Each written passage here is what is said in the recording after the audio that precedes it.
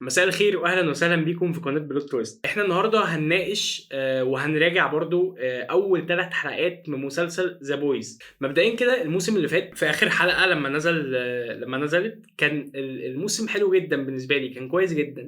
ما كانش زي المواسم اللي قبله، بس بيظل برضو ذا بويز مسلسل بصراحه انا بحبه قوي، وبحب التفاصيل اللي فيه، وبحب قصته المختلفه، وبحب كل حاجه فيه. اول ما الحلقه، انا اتفرجت على الحلقه الاولانيه او ال3 حلقات الاولى نزلوا، اتفرجت على الحلقه الاولانيه حسيت ان المستوى مش احسن حاجه. حسيت ان المستوى بتاعت المواسم اللي فاتت احسن بكتير منه.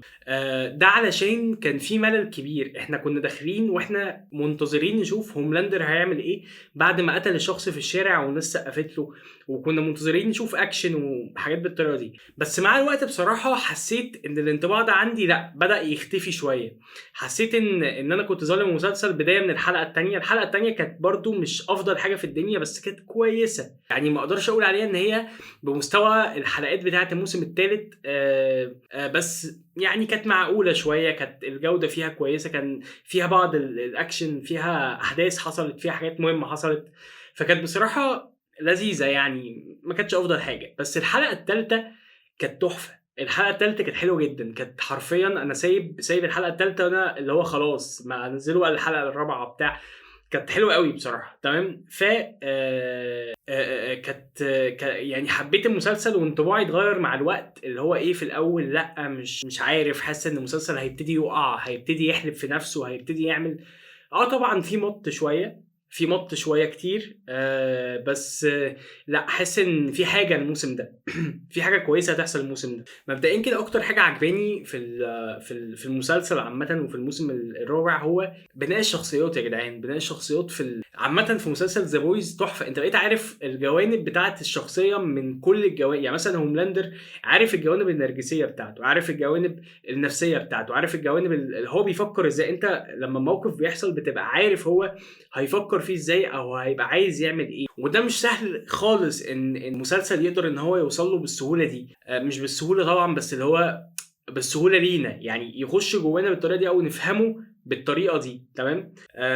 في حاجه جديده برضو في الموسم ده، في شخصيه اتغيرت اللي هي شخصيه او ماذر ميلك يعني.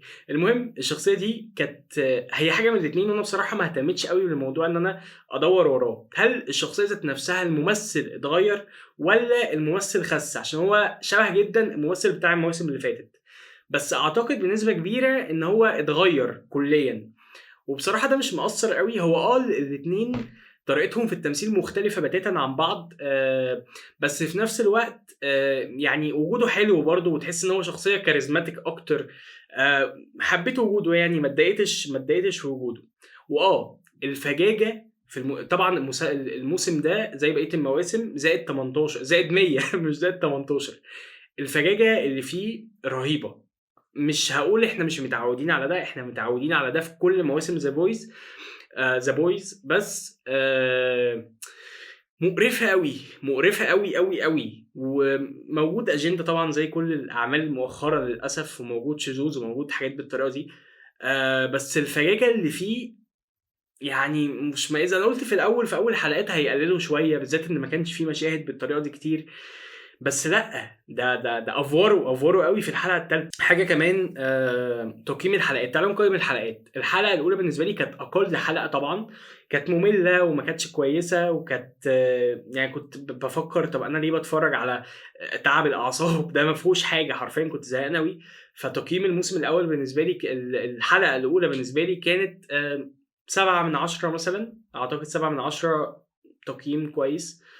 بالنسبه للحلقه الاولى. الحلقه الثانيه كانت افضل بكتير، وكانت بدايه اللي هو ايه، ترتيب الاحداث للحلقه الثالثه. فتقييم الحلقه الثانيه بالنسبه لي هو 8/10. الحلقه الثالثه بالنسبه لي بقى هي اللي كانت تحفه، كانت تحفه فنيه زي ما قلت، وتقييمها بالنسبه لي هو 9/10. تمام. بعد كده نروح لتوقع الاحداث الباقيه. ماشي. زي ما شفنا، انا متوقع حاجتين. مبدئيا كده متوقع حاجتين وبنسبه كبيره قوي هيحصلوا. اول حاجه زي ما شفنا في اخر الحلقه الثالثه، وهوملاندر بيكلم نفسه في المرايه، وفي الاخر الشخصيه اللي سيطرت الشخصيه غير الادميه بتقول له ما تفكرش بطريقه ادميه، ما تحاولش ان انت الجانب الانساني منك هو اللي ينتصر عليك في الاخر، حاول ان انت ايه تكون وحش بنسبه كبيره، وحاسس ان ده اللي هيحصل. هوملاندر يا جماعه لو ما اتمسكش هيفشخ العالم ده، انت فاهم قصدي؟ فانا حاسس ان ده اللي هيحصل، وهوملاندر فعليا هيفشخ العالم ده وهيسيب الوحش اللي جواه بقى، اللي هو ينطلق، اللي هو يقتل في الناس ويعمل، واللي ما يسمعنيش هفشخه وكلام بالطريقه دي. ده اول توقع. تاني توقع بالنسبه لي ان بوتشر هياخد مصل لعلاج السرطان، وهيكون ان هو يتحول بصوره دايمه لبطل خارق. ده بالنسبه لي هيبقى تحفه، هيبقى حاجه خرافه بصراحه. انا مش قادر اصدق ان ممكن بوتشر او مسلسل ذا بويز يبقى من غير شخصيه بوتشر ده، هي اللي شايلاه. يعني بصراحه انا الشخصيه بتاعت اللي هي الشخصيه الاساسيه عندنا في المسلسل اللي ابتدينا بيها، انا مش متذكر قوي اسمها، بس مش حاببها كممثل وكشخصيه وككل حاجه. حاسس ان هي مش افضل حاجه خالص. حاسس ان كان حتى ممكن يكون الممثل هو السبب في ده. انا مش متعلق بيها. هيوي، اسمها هيوي. مش متعلق بيها خالص، ولا حاببها، ولا بحب وجودها على الشاشه بتاتا يعني. فحاسس ان مسلسل من غير بوتشر بصراحه مش هيبقى افضل حاجه. ايه اللي هيحصل هيخلي المسلسل يكون وحش؟ المط يا جماعه عيب كبير قوي في المسلسل ده للاسف، وشفناه في الحلقه الاولى بالذات. وعامه في احداث كتير انا حاسس ان هي تخلص في اقل من كده. يعني المسلسل ده ممكن يتملأ احداث، يترش احداث حرفيا، بس هم مختارين ان هم يمطوا في حاجات كتير، وده بصراحه انا مش حابه خالص يعني. يعني حاسس ان المسلسل يجي منه حاجات كتير، وبالذات ان هو في تفاصيل كتير في الكوميكس، وفي تفاصيل كتير في الكلام ده، ليه تمطوا فيه؟ يعني ليه تعملوا ده؟ فبصراحه المط مش اكتر حاجه حاببها.